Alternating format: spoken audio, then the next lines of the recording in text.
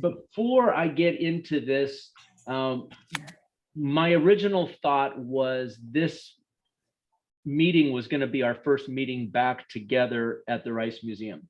And for multiple reasons, we're not meeting in person.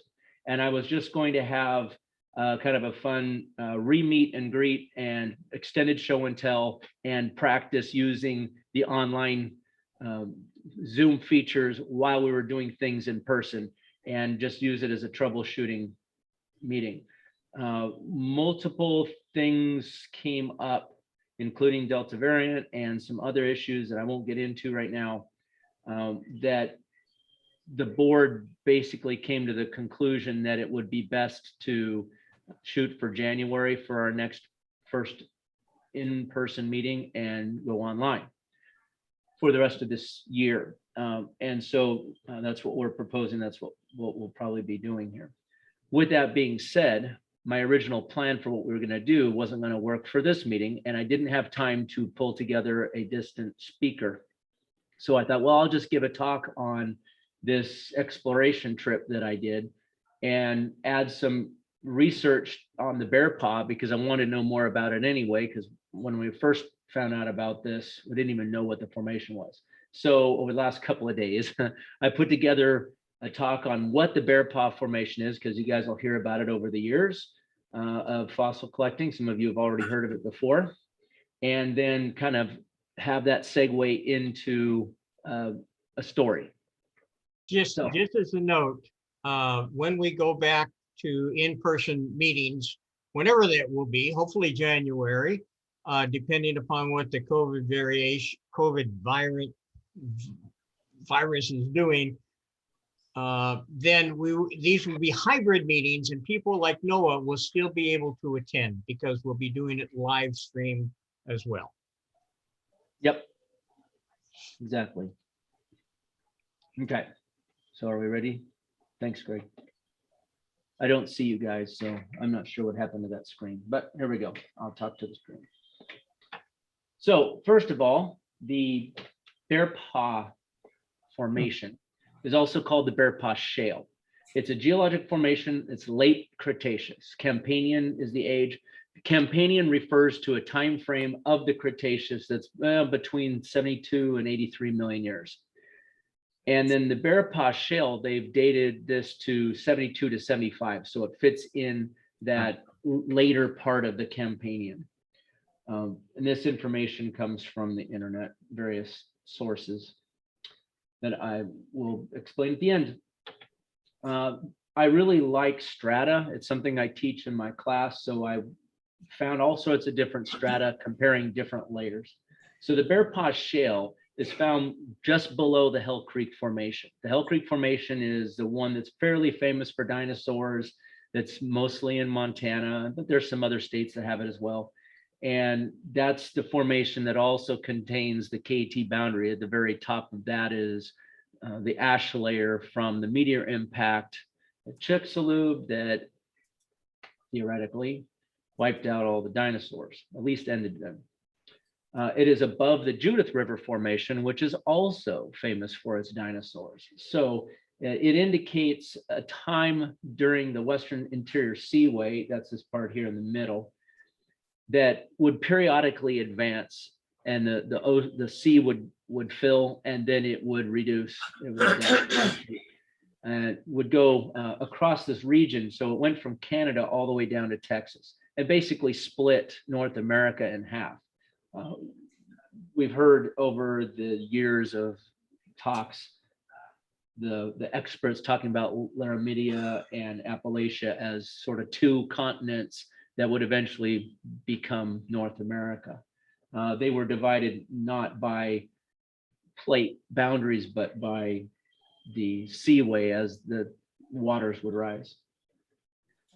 So the outcrops of the Western Interior Seaway, as I mentioned, can be found from Alberta and Saskatchewan, Canada, all the way down to Texas, and from Wyoming on the west, all the way over to Kansas on the right, on the east.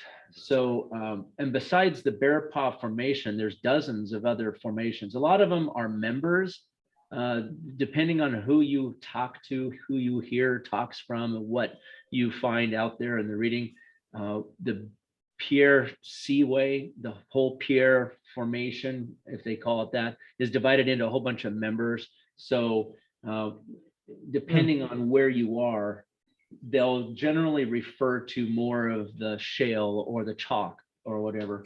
So the Pierre Shale is also well known for the Niobrara chalk in Kansas. That's where the famous Xiphactinus fish and all the other creatures from the Midwest from the same time frame.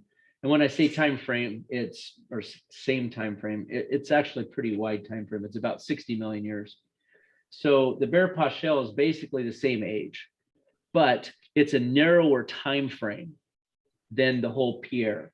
So the Pierre Shale is kind of over 40 or 50, maybe 60 million years, whereas the Bearpaw is just 3 million of that. The evidence that they have is from a much narrower time. And the outcrops for the Bearpaw are specifically in Montana and Alberta and Saskatchewan, Canada. So you can see from this picture, the Bearpaw is this northwestern corner of it. And then you can see the whole gray area is the Western Interior Seaway. A lot of times they call it the Pierre Seaway. I think the well-known ammonite book is the Pierre Seaway Ammonites, but it's really the Western Interior Seaway is the bigger area. That's more of the official term for all of this area that over the course of 60 million years went up and down in water levels.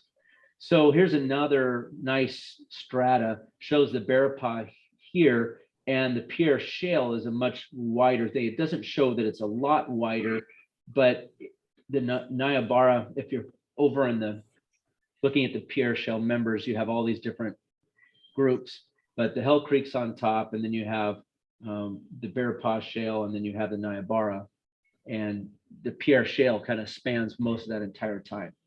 So just depends on where you go. If you're in Kansas, it's a lot different than Montana, which is a lot different than Wyoming, which is a lot different than Texas.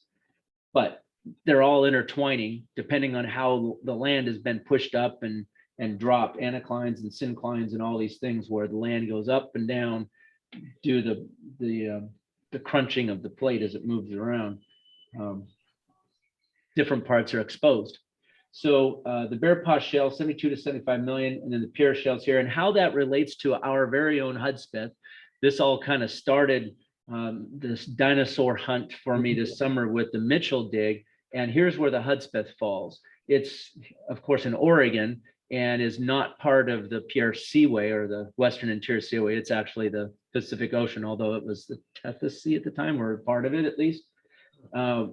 So Hudspeth is 100 to 113, and I think the Mitchell location, didn't we narrow that down to 103 million? The particular one where the dig was in Mitchell is 103. 103. So the whole formation is kind of this 13 million year range, but all of it's much older than the Bearpaw. So that's kind of where that fits in the time frame. Bearpaw composition, it's primarily dark gray shales.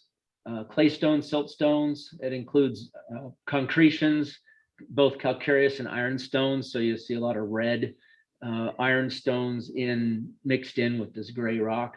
The seaway would move in and out, and you get a lot of deltas from rivers flowing, and the sediment would pile up, and that's kind of what made all of this shale stuff.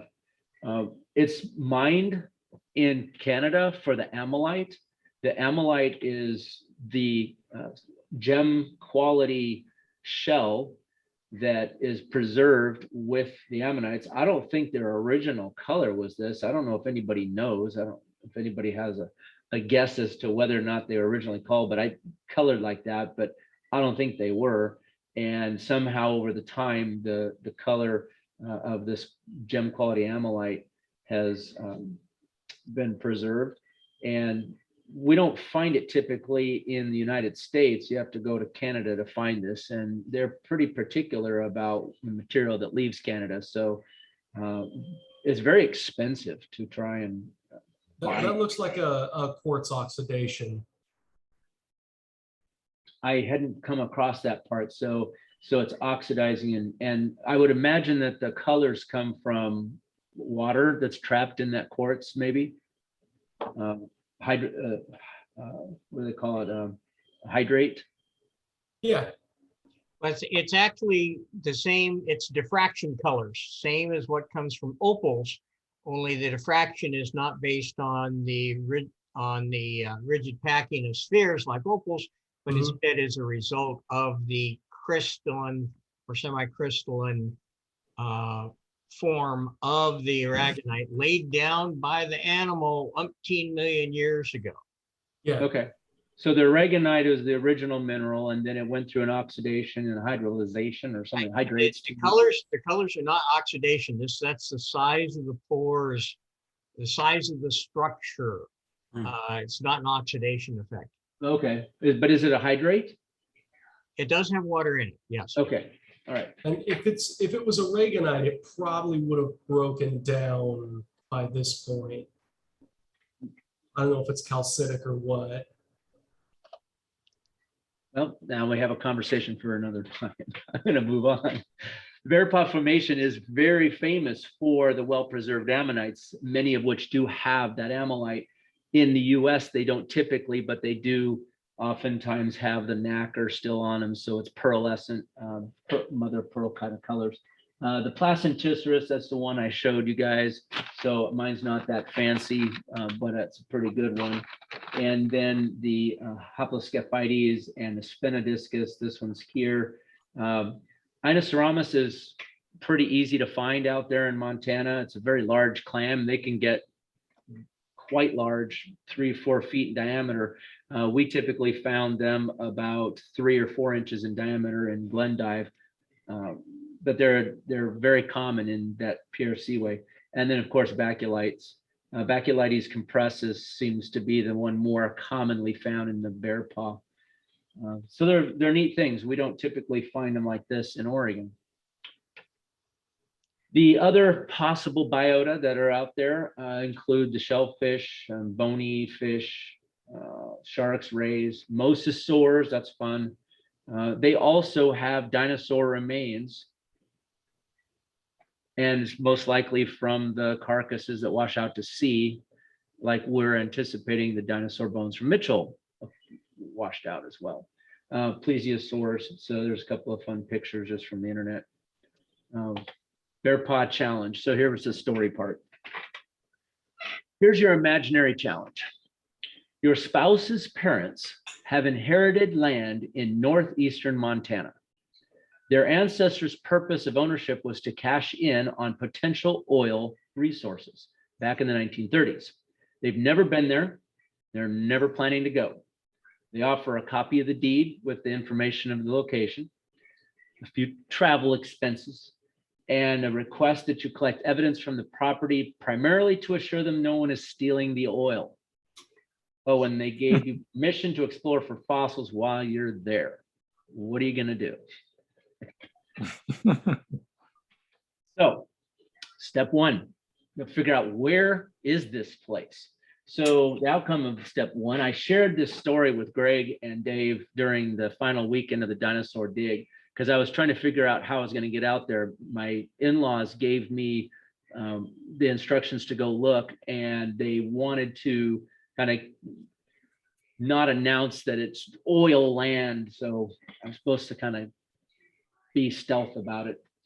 But Greg said he'd be happy to help, and that led into him joining me on this trip. But I sent him the township and range data from the deed. Then he converted that to latitude and longitude, and we discovered that the property was about 12 miles from the town of Ingomar, Montana.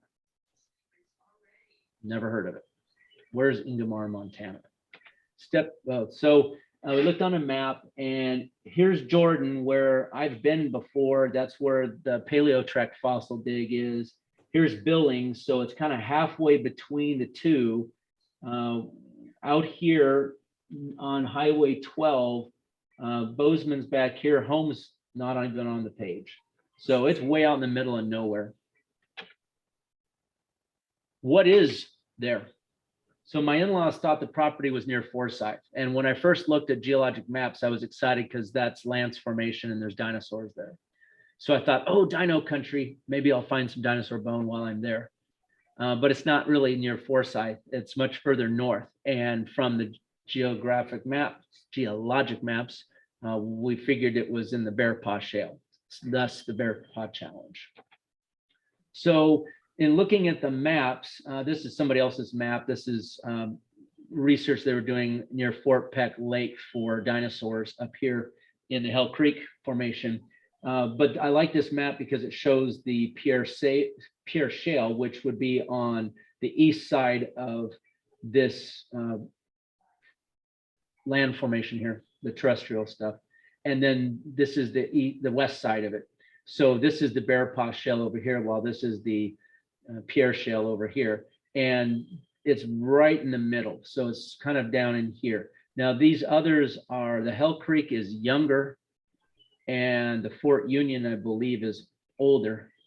So it's, I have to go back and double, maybe they're both younger. So it's a lower area eroded out. So step 2, still, what's supposed to be there? Well, I mentioned the ammonites.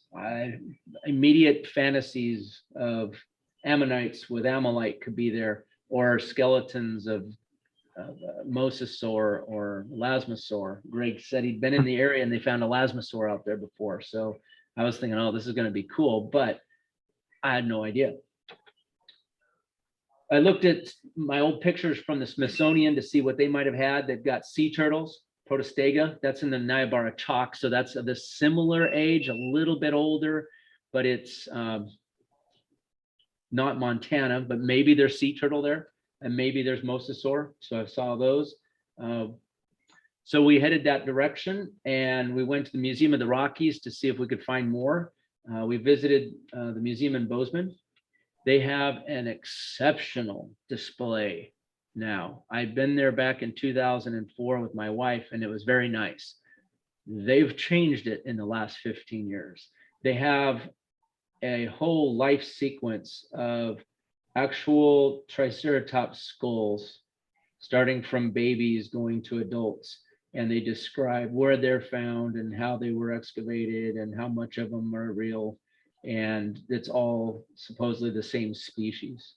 It's pretty amazing. And they do the same thing with T-Rex skulls. They start with a little baby and they have a juvenile and a sub-adult, and I think there's 6 or 7 skulls all in a row, and most of them are all the real bone. If not, you can see where the plaster is. They're not casts. They have on display the real bones. It's pretty amazing, and it's quite a huge improvement over what they had on display back in the early 2000s.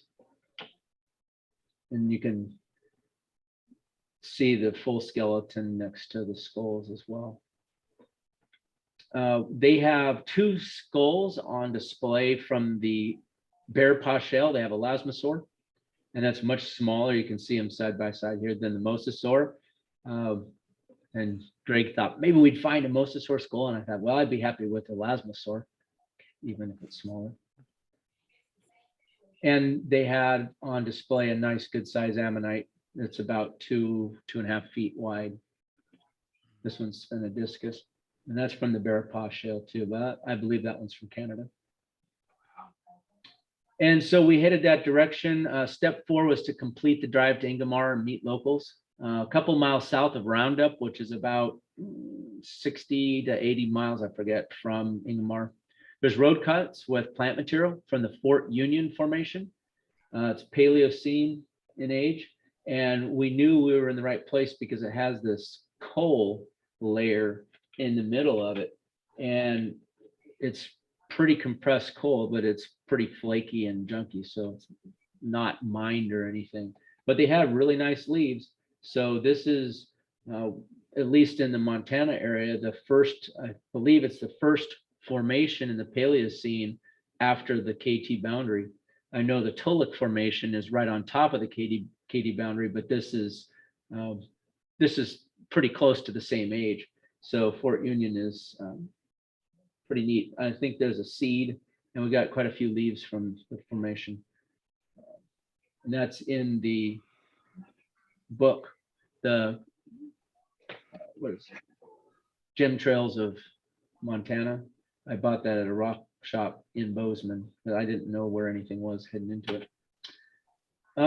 As we approached Ingomar, we had a pretty nice sunset, thanks to, unfortunately, the wildfire smoke south and west. But it was pretty neat seeing the sun go down in the west. We arrived in Ingomar at night, and there wasn't much evidence of anyone there. A couple of lights and houses and a lot of dogs barking. The dogs were not happy with us. We set up camp in the grass across the street from the only store. To describe Ingomar, it's kind of like an 1800s ghost town mixed with a 1950s derelict town, mixed with a half dozen families living there today. And those are kind of mobile homes and a couple of other houses. So it's a very eclectic town, but there's one store that's not really a store for supplies. It's more of like a thrift shop thing. And then the cafe, the Jersey Lily. And it's pretty famous with the local, not just the local, obviously it's famous. I should just say locals. There's the 12 people who live there, is pretty famous with them. No, there's it's well known in the cowboy circles and rodeos. They host a little rodeo there, and famous people have been through the area on the rodeo tours and visited, and there's a wall of fame with all the famous people who have signed autographs and things. But in the window of this building right here, this is the store. You actually access it from inside the cafe. This window here has these fossils on display. You have a nice big placentistris here and a bunch of baculites and some other parts and some bones. So we know there's fossils in the area. There's more, it added to the anticipation, let's put it that way. So step 5, we had to locate the property.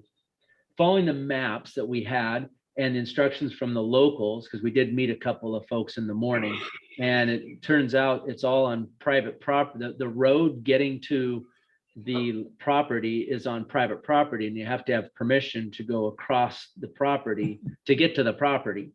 And there are cattle and sheep farmers out there, and there's nobody traveling those back roads but those farmers. So you kind of stick out if you are not recognized as being given permission for being out there. But we were able to find the southwest corner of the section because the property next to it is fenced, and we found the corner of the fence. And looking at the property, we didn't see very much, certainly not numerous ammonites and bones laying about. This is what we see. And it was dry grass, and in the distance, small sagebrush, and not a tree to be found.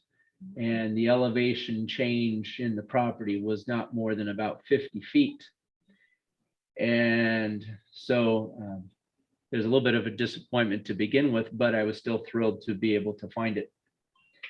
And I was imagining as I walked onto this all along how I was planning to prepare a NARG field trip to the location with my family's, it's not my family, my wife's family's permission. Once I confirmed there wasn't any oil being stolen from the property, that I was imagining being able to lead a group out. And I saw this and I thought, well, I'm not going to really be able to entice many to get there. And I was glad Greg was there, because showing pictures to anybody ahead of time, I don't think anybody'd sign on to go. So we looked around for evidence of riches and oil to begin with, and we walked the 4 corners of the property, and there's nothing there. There was a squatter, little, I haven't identified him yet, but little lizard. He was just hanging out. Horned toad. Horny toad. Is that a frog? Yeah. Then? No, it's a lizard. It's a lizard, a horny toad lizard guy. Well, he's got a tail. Anyways, pretty cool. I hadn't seen one before. But that was the only wildlife we found. There weren't really any bugs either. He was probably pretty hungry. So it took a little while, but about the time Greg found the first ammonite fragment, I found a first bone fragment. And so there was hope. We found fossils. We weren't stumped. This is the little piece of fragment. It's about an inch, well, 2 inches. And this one here is maybe a half an inch. And I set them down. So we're just looking around on this mud that kind of washed out in this flat area. So we knew there had to be something. So we just kept looking around and looking around. And we hiked around. We found more fragments of the bone and the fragments of shells, but not big stuff. And we looked through a small gully and you could see where sand had washed down. There just wasn't anything in it. There's slightly rolling hills. We went to the highest point near the northeast corner, and that's where we started to find some specimens. There was some of the shale coming out of the wall up here. It wasn't really a wall. It was just kind of a slope of a hill. And I found my first official whole ammonite, about the size of my thumb, little baby. And so I could at least say, yeah, there's whole ammonites out there. But we were finding fragments. So little pieces of baculite and big pieces of baculite, pieces of ammonite. I found a second whole one, but I was finding pieces of large ones and stuff laying around, but there wasn't very much of it. And you could pull out the rocks and find little pieces, but it's all broken up and there's no ammonite. There's hardly any nacre with any of it. This one here has a little bit. I'll try to get a better picture of it later. It's not so great, but there was stuff to find, but that was an hour of looking. So what we found I found 3 different species of clams, and I haven't identified them. This is part of an Inoceromus, but I don't know these other 2. I didn't get a chance to do the research yet. And then Compressus is the primary species in the bearpaw, but there's so many different sizes. I don't know if we're looking at different species or just different ages. This was close to the biggest one, or the longest, the most whole one. It's about 3 inches long, but it looked like it was mostly complete. That's the word I was looking for. It was a small one, unless it's the very tip of a super long one. This is a much smaller than these others, but at least I found stuff. There's faint ammonite. You can barely see the colors in there. It's not even ammonite, it's more nacre with a little bit of the pastel colors, but I wouldn't say that there was anything really spectacular with it. That's the second whole ammonite. That was the first one there, and the rest are just pieces. They did have some nodes on them, but I wasn't finding anything whole. There's a couple of pieces where they're inside the rock, and with some prep work, maybe they are whole in there, maybe 2 inches. I got 2 of those, but I only have a tiny part exposed. And there are pieces of heteromorphic ammonites. Those are the really interesting ones because they're not tight coils. They're wide. I'll show you another one here in a second that Greg prepped out. I have one that's one of those like hairpin shaped ones. This is just the impression, and I don't have the end of it, but that was really unusual. That's the same one right here. And then this one here was part of a heteromorph, and this one here is part of a heteromorph. So I had at least parts of them. And that was always a fossil bucket list item, is to find a heteromorphic ammonite. I did find a little piece of one in the Mill Creek Wilderness on that trip a dozen years ago. But this was the next batch that I found. It was just 3 pieces that had those. And then these are the total amount of bones we found in 3 hours of looking. So the biggest one here is a little bit smaller than a golf ball, and the smallest one's size of a pinky fingernail. So can't identify what animal they came from, but most likely marine reptile. I don't think they're turtle. I think they're probably elasmosaur. I have no idea. Elasmosaur. Could be mosasaur, could be ichthyosaur. I don't know whatever's out there during that time. But marine reptile. And if I say marine reptile, then if it is a turtle, then it counts. Let's see. So we went back to England. We spent 3-4 hours exploring. There's we just didn't find anything really other than that. It's not, there's no oil, and it's not a destination site for fossils because there wasn't that much. We went back to Ingomar, great place to stop for lunch. They really treated us great. And they shared all sorts of unusual recipes that they've made, hors d'oeuvres and such. And it was fun. They also shared some advice on where we could really find fossils. So not having known this ahead of time, they told us to head south on the gravel road. And after 4 car gates, I had to ask Greg what that was afterward. And he suspected it was cattle guards. Look at the sides of the bluff and you'll find plenty, as they said. So the outcome, yeah. This is the bluff. It looks kind of like the same place we were, but this is 30 miles away from the other place. And there's Greg, and he found an exposure of the bearpaw of these baculites coming out of the wall up here. And I found a few fragments of ammonites laying around that most of them have the nodes on them. So if you could find a whole one in the area, which I didn't in the 2 or 3 hours of looking, that would be pretty exciting. But this is, I had put this in here because I thought this came from the site, but this is a piece that Greg pulled out of the property north of Ingomar, my in-laws property, and has evidence of 5 heteromorph ammonites in this, I'll call it a conglomerate of shale. It's cool. Pretty broken up, but it was there. But this is what Greg pulled out of that wall from that second site. And these are maybe 2 inches in diameter. He held one up for the show and tell. And that's the ammonite part. So they were kind of stacked in there. Greg, you can share more about that if you want. Yeah, it was, this whole hole was about 2 foot wide, 2 foot by 2 foot by maybe a foot deep, 1.5 feet deep. And all of those baculites were stacked in there like cordwood, just touching each other, laying side by side. Not good color on them. A few of them I might be able to polish up a bit and get a little bit of color on them. Mostly, I think I'll just polish them down and expose the sutures on them. But it certainly was rather exciting working on it. I assumed if you would go out there and dig for a couple of days and dig some deep ones that hadn't weathered up, you'd get better color. But it'd be a lot of work, and it was really hot when we were there. It was when I got back in my car, it was over 105.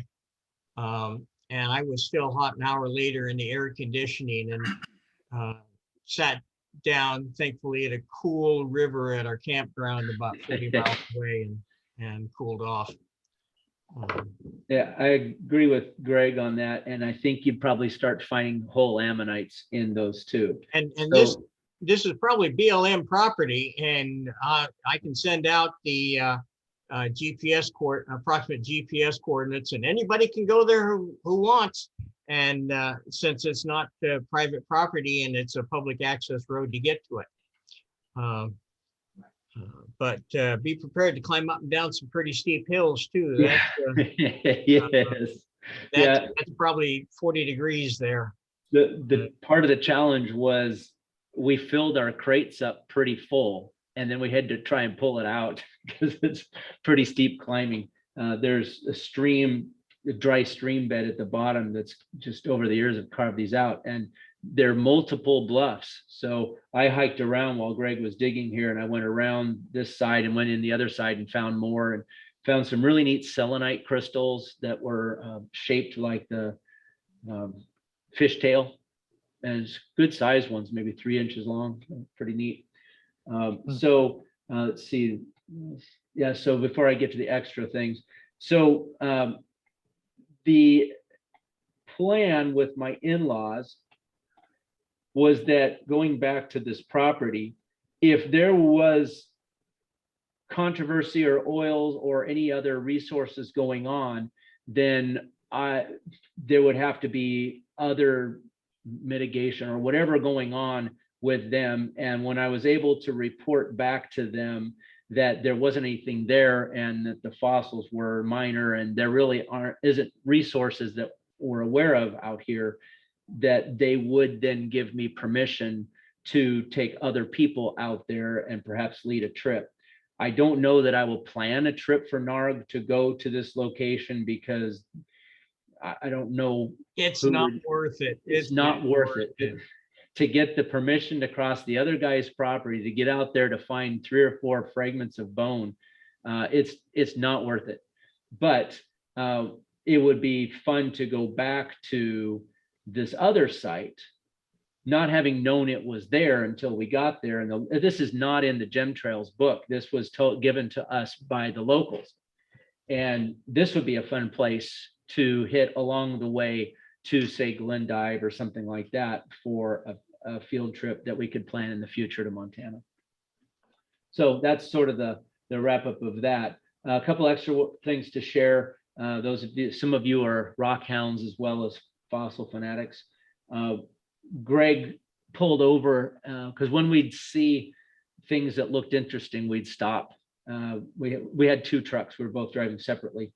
And he cracked open a concretion. There was a lot of evidence of septarian nodules laying all around out there on the property as well as heading in. And this is on the side of the road, and broke it open. And it had these really awesome dogtooth calcite crystals. And one of them that Greg found actually had some barite crystals mixed in with it. And it's really spectacular stuff. These are really only about 1 centimeter long. The picture was really neat though. That looks better than the real thing. Greg, that picture came up pretty good, didn't it? Yeah. That whole rock's about that big. So yeah, from right to left is about 3 inches, maybe 4 inches. It's not super big, but close up, they're really, really neat crystals. We stopped at the Yellowstone River in 4 or 5 different locations. My trusty rock hound was with me sniffing out rocks. I found some petrified wood. I didn't find really any Montana moss, which was my dream, but I did find Yellowstone agate. It just isn't very mossy. And then,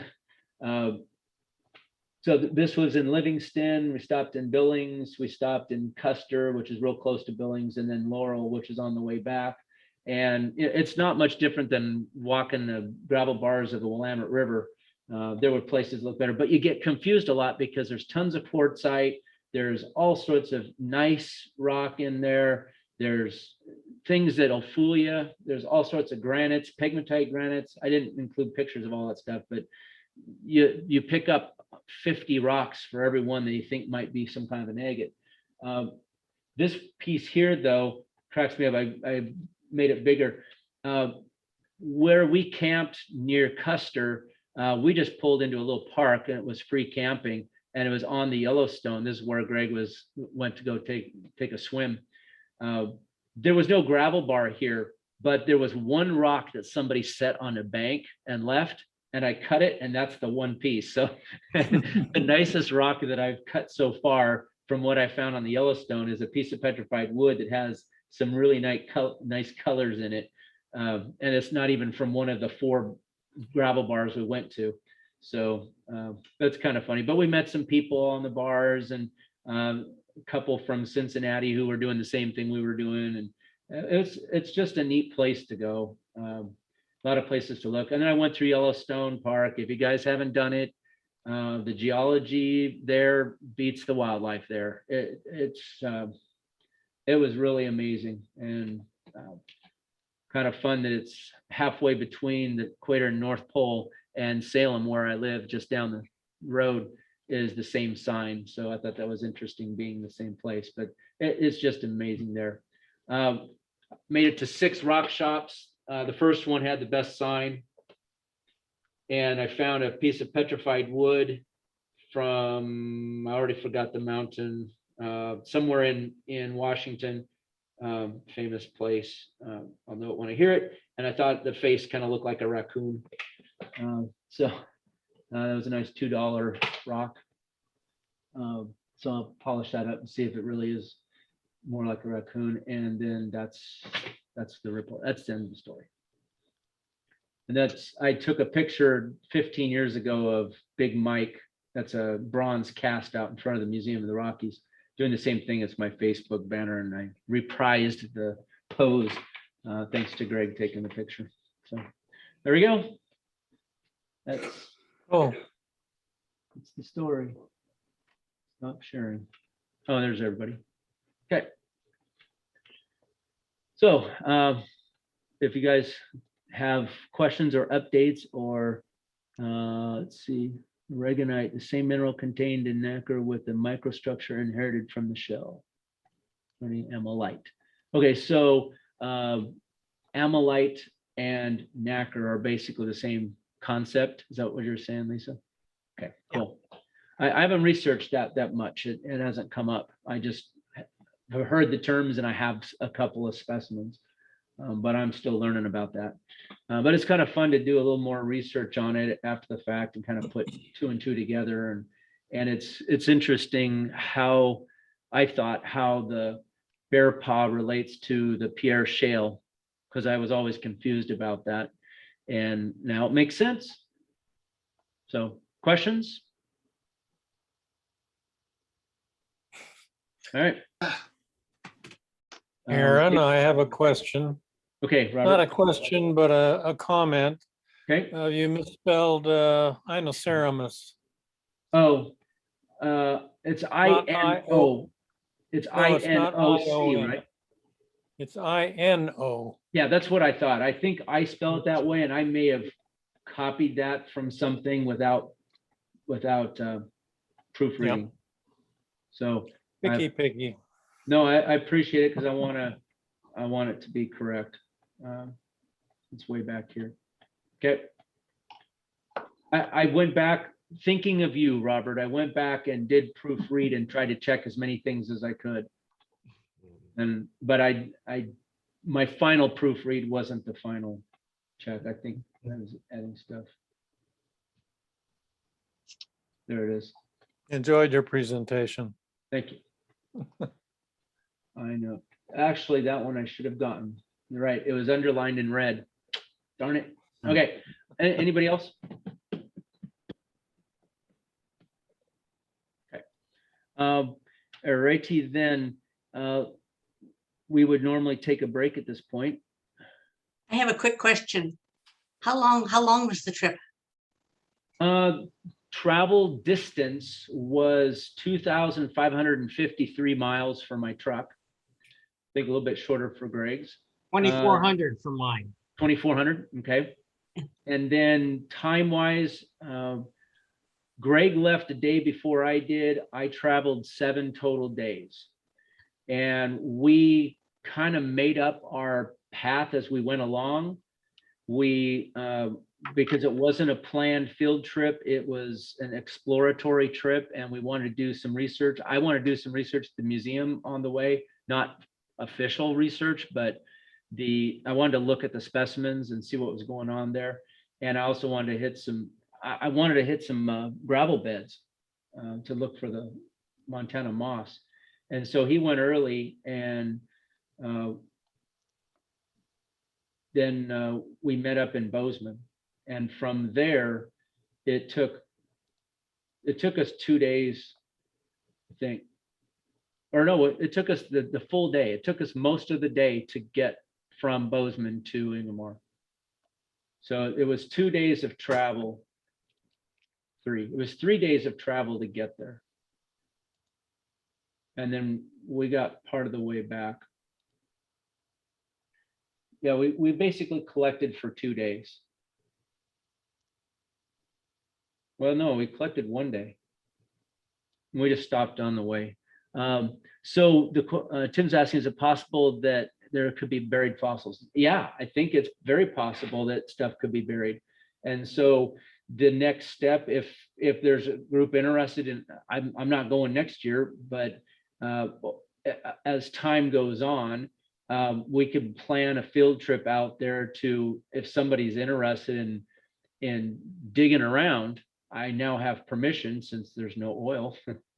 I have permission to take a group, which I didn't have before. And we could poke around to see if we could find anything that could be buried. I suppose it's possible. And it's 160 acres. So it's about half a mile, half a mile. Greg just posted in the chat Oh, the latitude and longitude for the bluff, which is about 10 miles south. It seemed like 10 miles south of Ingomar, yeah. 10 miles south of Ingomar on a gravel road, and you go across four cattle guards, and right after the fourth one, you start hitting the bluffs. And they're just little gullies. I would describe more as gullies. Well, And it's as opposed to your site, your family site, which had maybe 30 foot of total elevation change, there's probably 200 foot down on the bluffs. So there's a lot more erosion. It's all bear paw, top and bottom. So there's a lot more opportunities for finding fossils there. yeah, If you look at the terrain background on the Google Maps, it's pretty clear what's going on. It's about 3,000 foot elevation. Yeah.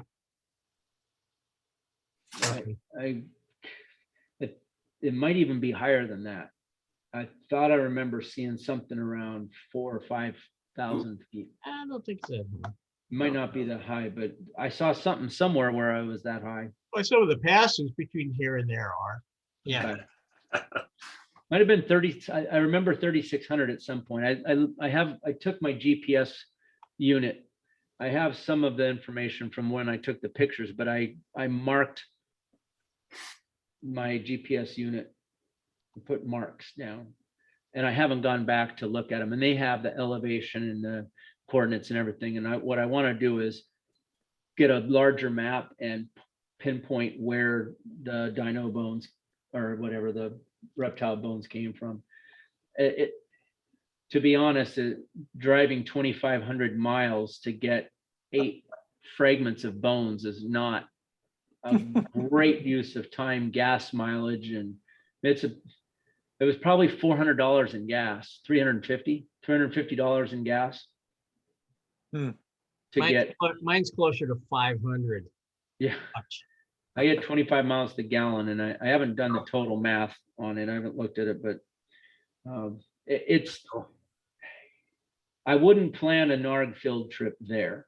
I would consider a NARG field trip in a couple of years to go through Montana to hit this other location that, right, the bluff, we'll call it the bluff, plus other sites that are known.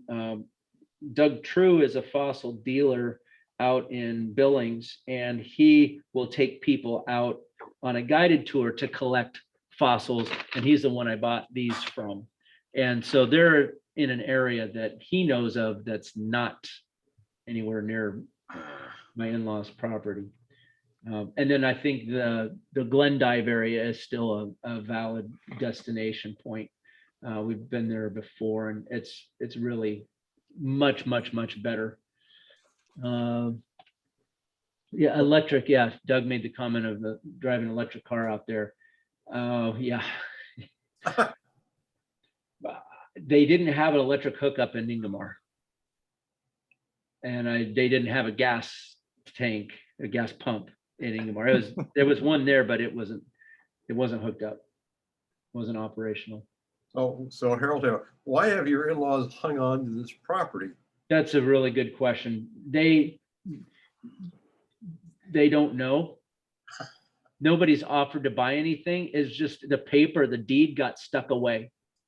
And my mother-in-law inherited it when she was probably in her 50s, and they have no interest in that. They have the short part of the story would be my wife's grandfather and grandmother. They speculated in oil, I guess. They bought property in Oklahoma, Idaho, and Montana that was supposed to bring riches. And the Oklahoma property is being leased by Shell Oil, and there's a residual check that comes in every month. Not very much, because they aren't finding anything. And then they sold the Idaho property. So who's paying the taxes? I presume they are. Well, I presume it's her cousin. because my mother-in-law owns the mineral rights and her cousin owns the property.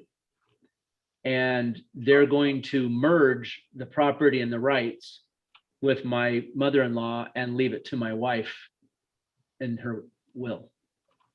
So someday I'll own this and we'll all know. Is there any, I Carol, think I is there any spent chance 10 bucks. to bring over up there. the picture again of that storefront and the fossils in it?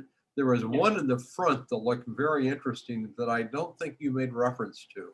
I probably didn't because I didn't stop to, here we go. I'll get this and I'll share screen. Yeah, it's in the very Over front. here. As you face the storefront, there's a large circular. Is that an ammonite? A large circular? Yeah, right here. That's the Placenticerus right Okay. there. Yeah, that is the one I meant. So there's a Placenticerus here, which is, that's probably about the same size as the one that Greg found at the bluff location that's south of Ingmore. That is on the BLM site. But I only have a third of it. Yeah, his is about that much of one of those. So they are there, and there is a location to dig for those on BLM land. And there's plenty of exploration area, and you find these baculites laying on the ground. And we were there maybe 2 hours, and I got maybe 20 fragments. Greg spent the time digging and got whatever 16 longer portions. And he had to glue his, well, they're eroding out and they break into 3-inch chunks. And so if you want random 3-inch chunks, they're all over the place. If you want longer than 3-inch, you got to dig them. And I didn't have the patience and it was too hot. And I wanted to find that glorious ammonite without doing any work, even though I ended up walking up 2,000 steps. The other side, these are over here are dino bones. Oh, wait, some of it, yeah, there's dino bones, not dino, but marine reptile bones. There was a vertebrae. I think there was some Native American artifacts. That thing that's got a hole in it back in the back, that's what happens when it rains. That they knocked off of a cow's hoof. It's the gumbo. Oh, The area, the soil is absolutely impassable when it rains out. I don't think that's a tooth. I think that's a large claw. So that's Yeah, I don't. somehow somewhere. So anyway, this was I don't in think it's a claw. It looks like wood. It looks like could where be. a branch would have gone into the trunk of a tree. Yeah, I could. Here, let's mess up our point. Just delete this picture for now. I think it's a cow horn. Oh, Or it's a maybe. cow horn That's probably upon cow closer horn. inspection. Yeah, I yeah, think yeah. it's a With cow the layers. horn. It's fossilized cow horn. There you go. No, probably not. I'm It's from the kidding. Jurassic cow Uh, horn. I can't read what that says. Early ceratopsian, right? Yeah, there you go. Yeah. There's some human artifacts in the back as well. Mm-hmm. Drill heads and things like that. It's a mix of stuff. Oh yeah, there's a gumbo cow. Anyway, there's things. It's a tease.